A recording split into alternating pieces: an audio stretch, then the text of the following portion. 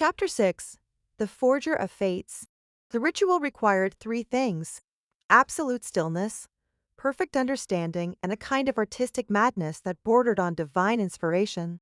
Alara had two of the three as she knelt on the clock tower's dusty floor, her sketchbook open before her like an altar.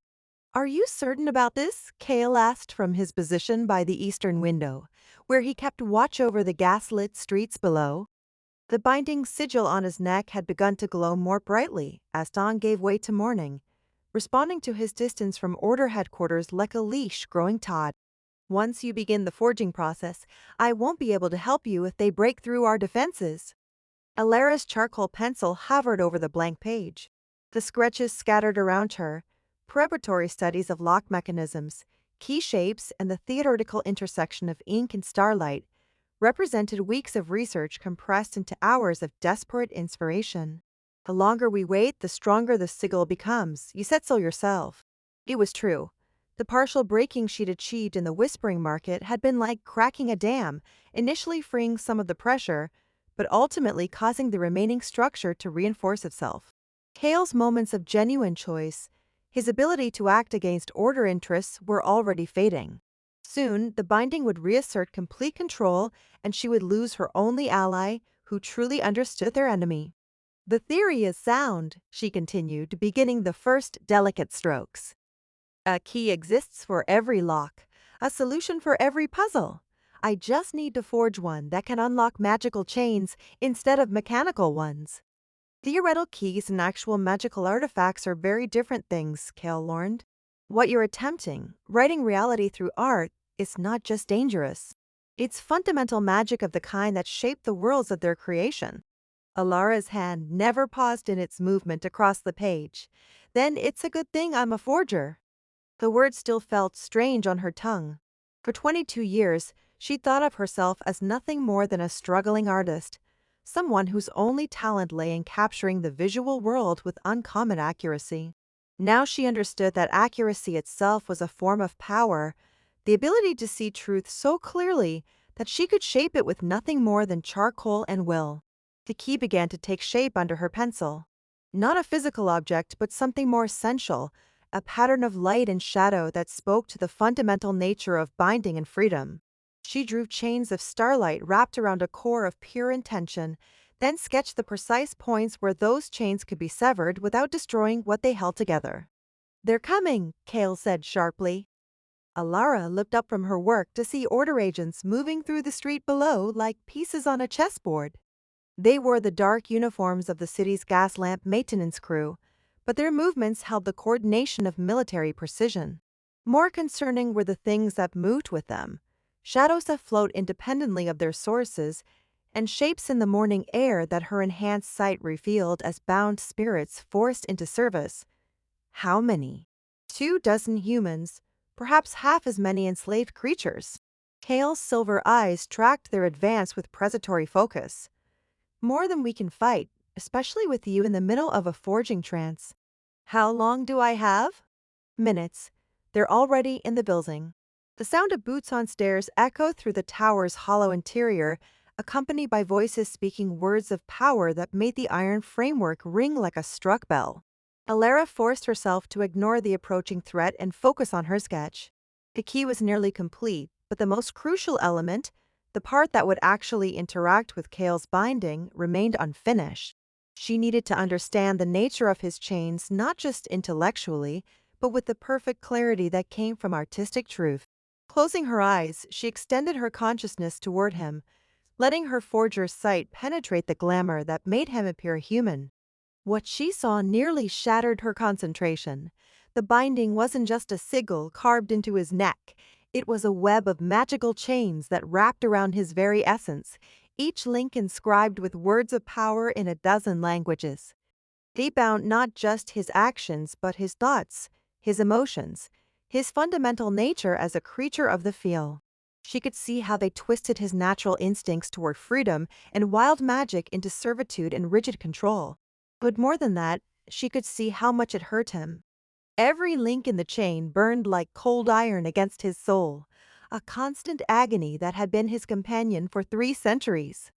The fact that he'd retained any compassion, any capacity for choice at all, spoke to a strength of will that left her awed. Alara! His voice was strained now, the binding responding to the order's proximity by tightening its hold. Whatever you're going to do it now. The tower's main door burst open 6 floors below, and she heard Magistrix Corvina's voice echoing up the stairwell. Surround the building. Nothing gets in or out without my permission. And remember, the girl is to be taken alive. The Fey Prince, however, is expendable if he resists recapture. Alara's pencil flew across the page, sketching the final elements of her impossible key. Where normal keys were shaped by physical laws and mechanical principles, this one followed the deeper laws of narrative and symbolic truth. It wasn't just an object, it was a story about freedom overcoming bondage, about choice triumphing over compulsion. The stairwell echoed with approaching footsteps as order agents climbed toward their position. But Alara was no longer entirely present in the physical world. The forging process had pulled her consciousness into the liminal space between reality and possibility, where art became magic and imagination took on the weight of physical law. She could see the key now, not just as marks on paper, but as a thing of living light that existed in the spaces between seconds. It pulsed with potential energy, waiting for the moment when possibility would collapse into actuality. Third floor, Kale reported, his voice tight with pain as the binding constricted around him. Alara, I can feel them trying to reassert complete control. If you don't finish this soon. No. Her pencil added the final stroke, a delicate curve that transformed the abstract pattern into something that could actually turn in a lock. The moment the line was complete, the sketch began to glow with silver-white radiance that had nothing to do with ordinary light. The key was finished. Now came the truly dangerous part. Alara stood, her legs shaking from the strain of maintaining artistic focus, while order agents climbed toward them. The sketch in her hands felt warm to the touch, and she could see threads of starlight beginning to leak from the page into the physical world. This is going to hurt, she warned Kale. Everything hurts, he replied grimly. At least this pain will have purpose. The order agents reached the 6th floor. Through the tower's iron framework, Alara could see Magistrix Corvina herself leading the assault, her winter blue eyes blazing with cold fury. Behind her came agents, carrying artifacts she didn't recognize, crystals that pulsed with tracked lightning, staffs carved from what looked like crystallized shadow, and chains that moved with independent purpose. Alara Vance, Corvina called out, her voice carrying the authority of absolute certainty. You will cease this foolishness immediately. The binding you seek to break holds more than just one enslaved Fae. It contains safeguards that protect this entire city from his true nature. What true nature? Alara called back, though she didn't pause in her work. The key was beginning to separate from the page now, becoming a three-dimensional object made of crystallized intention and artistic truth. He is Kylan of the Ashen Corp, Prince of Winter's End, heir to powers that predate human civilization by millennia. The binding doesn't just compel his service, it constrains abilities that could reshape this reality according to his will. Corvina's voice carried a note of genuine fear. Do you understand what you're about to unleash? Alara looked at Kale, seeing him not as the controlled agent who'd first appeared in her apartment, but as he truly was, ancient, powerful, and burning with centuries of suppressed rage. For a moment, doubt crept into her heart. Was she trading one form of tyranny for another? Then she saw the pain in his silver eyes, the way he held himself rigid against the binding's increasing pressure, and remembered her fundamental choice. Everyone deserved the right to determine their own fate. I understand, she called back to Corvina, and I'm doing it anyway. The order agents burst onto the 7th floor just as Alara pressed the completed key against Kale's throat, directly over the glowing sigil that marked his bondage. The effect was immediate and catastrophic. Light exploded from the point of contact, not the gentle radiance of gaslight or even the harsh glare of electric arc lamps, but something that belonged to no earthly source. It was the light of stars being born, of aurora dancing across alien skies, of magic given form and substance. The binding sigil shrieked as the key turned in its metaphysical lock. Chains of power that had held for 3 centuries began to snap like overtaxed cables, each break releasing energy that made the tower's iron framework ring like a cathedral bell. Kale threw back his head and screamed, not in pain, but in release. His human disguise finally shattered completely, revealing his true form. Tall and terrible and beautiful, with skin like starlight and eyes that held the depth of winter skies.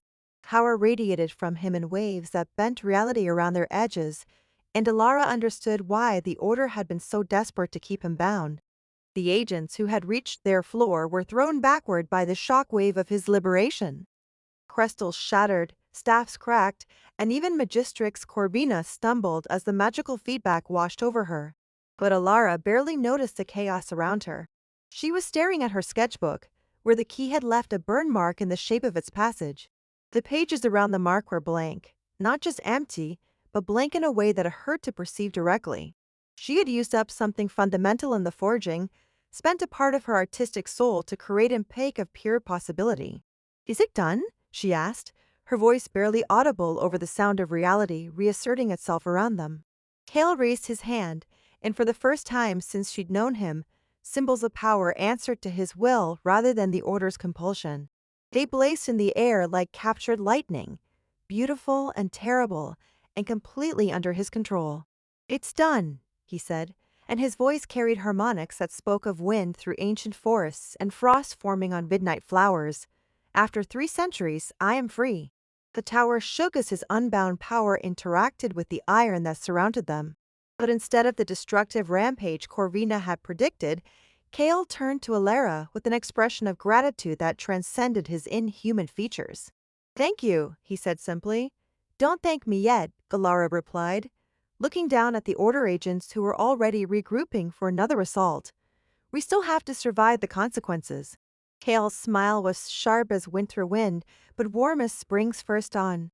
"My Lady Forger, I think you'll find that surviving consequences is something I have considerable experience with." He raised both hands, and the very air began to sing with power that had been caged for far too long. The hunt was about to become something very different indeed. Below them, Magistrix Corvina shouted orders in a voice that cracked with fear and fury, but her words were lost in the sound of chains breaking and freedom taking wing. The real battle was just beginning.